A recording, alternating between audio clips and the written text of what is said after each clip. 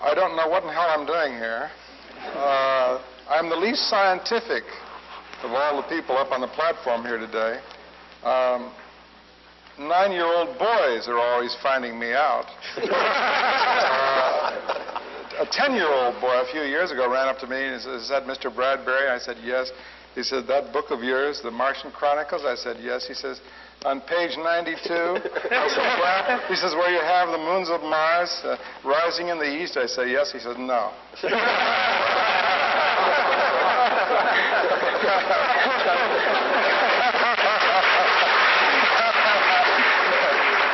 So I hit him.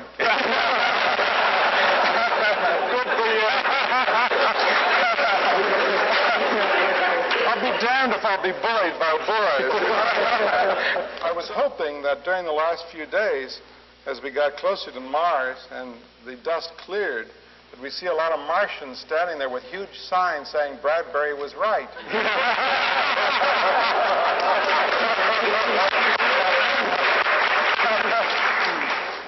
Or even Clarke.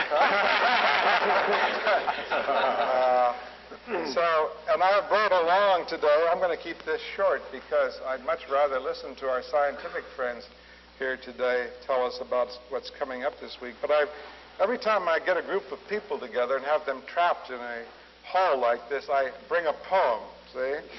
And you can't escape me. But luckily it's a short poem, but it sums up some of my feelings on why I love space travel, why I write science fiction, why I'm intrigued with what's going on this weekend on Mars.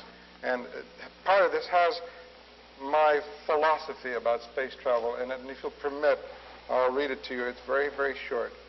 The fence we walked between the years did balance us serene. It was a place half in the sky where in the green of leaf and promising of peach, we'd reach our hand to touch and almost touch the sky. If we could reach and touch, we said, 'twould teach us not to, never to, be dead. We ached and almost touched that stuff.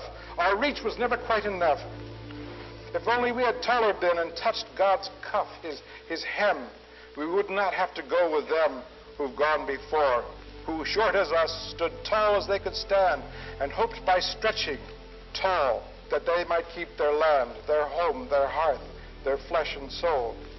But they, like us, were standing in a hole.